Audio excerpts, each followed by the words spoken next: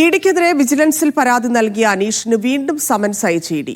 വെള്ളിയാഴ്ച ഡൽഹിയിൽ ഹാജരാകാനാണ് നിർദ്ദേശം. വിവരങ്ങളുമായി അഹമ്മദ് മുസ്തഫ ചേരുന്നു. മുസ്തഫ, വീണ്ടും ഇഡിയുടെ സമൻസ് വന്നിരിക്കുന്നു. എപ്പോഴാണ് ഹാജരാകേണ്ടത്? മറ്റു വിവരങ്ങൾ. നിലവിൽ കൊച്ചി ഓഫീസിലായിരുന്നു ഈ കേസ് ഉണ്ടായിരുന്നത്. ആ കൊച്ചി ഓഫീസിൽ കേസ് അന്വേഷണം നടക്കുന്നതിനിടയിലാണ് ഇഡി ഉദ്യോഗസ്ഥനുൾപ്പെടെയുള്ള ആളുകൾക്കെതിരെ കൈക്കൂലി പരാതിയുമായി വിജിലൻസിനെ ഇദ്ദേഹം സമീപിക്കുന്നത്. അതിനിടയിലാണ് ഇപ്പോൾ വീണ്ടും ഒരു സമൻസ് വന്നിരിക്കുന്നു. ആ സമൻസിൽ പ്രത്യേകിച്ച് ശേഖർ ഉൾപ്പെടെയുള്ള ഇഡി ഉദ്യോഗസ്ഥന്റെ മുൻകൂർ ജാമ്യാപേക്ഷ കോടതിയുടെ പരിഗണനയിലുമാണ്. അതിനിടയിലാണ് ഇഡിയുടെ ഒരു നിർണായക നീക്കം. അടുത്ത വെള്ളിയാഴ്ച 30-ാം തീയതി 10:30 മണിക്ക് ഡൽഹിയിലുള്ള ഇഡി ഓഫീസിൽ ഹാജരാകണമെന്നാണ് നിർദ്ദേശം.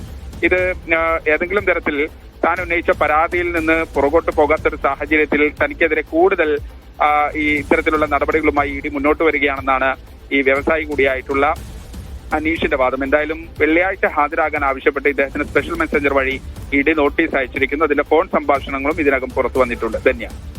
ശരി മുസ്തഫ.